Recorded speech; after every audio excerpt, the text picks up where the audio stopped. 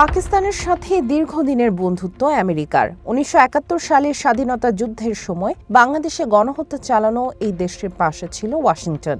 আবার ৯/১১-এ ভয়াবহ হামলার মাস্টারমাইন্ড আল কায়দার প্রধান ওসামা বিন লাদেনের নির্মূলেও ওয়াশিংটনকে সহায়তা করেছিল পাকিস্তান সরকার। কিন্তু যুগ যুগ ধরে চলে আসা পাকিস্তানের আমেরিকা নীতি নিয়ে এবার কড়া সমালোচনা করেছেন খোদ দেশটির প্রতিরক্ষা মন্ত্রী, যা এরই মধ্যে তোলপাড় সৃষ্টি করেছে আন্তর্জাতিক মহলে। পাকিস্তানের অতীত পররাষ্ট্রনীতি নিয়ে অভিযোগ করে খাজা আসিফ বলেছেন, আমেরিকা তাদের কৌশলগত স্বার্থে পাকিস্তানকে ব্যবহার করেছে এবং উদ্দেশ্য হাসিলের পর টয়লেট পেপারের মতো ছুঁড়ে ফেলে দিয়েছে।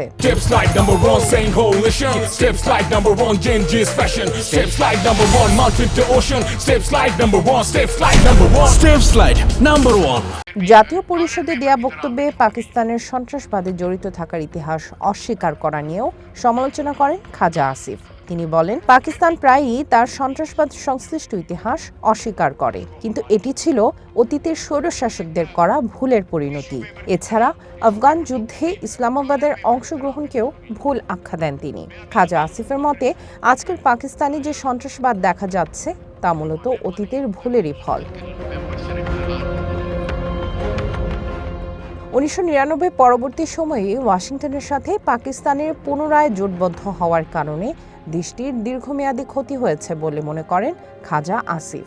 তিনি বলেন, বিশেষ করে ৯/১১-এর পর আমেরিকার সাথে হাত মেলানোর চড়া মূল্য দিতে হয়েছে পাকিস্তানকে। সেই প্রক্রিয়ায় তালেবানের বিরুদ্ধে অবস্থান নেয় ইসলামাবাদ। পাকিস্তানের প্রতিরক্ষা মন্ত্রী আক্ষেপ করে বলেন, আমেরিকা একসময় অঞ্চলটি ছেড়ে চলে গেলেও পাকিস্তান দীর্ঘস্থায়ী সহিংসতা, মৌলবাদ এবং অর্থনৈতিক সংকটের চক্রে আটকা পড়ে রয়েছে।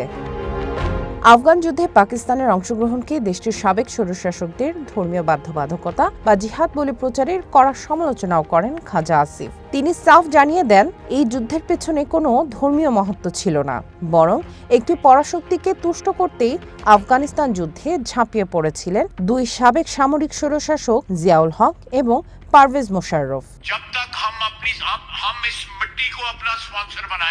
সামিয়া জান্নাহ, ওয়ান ইন্টারন্যাশনাল ডেস্ক।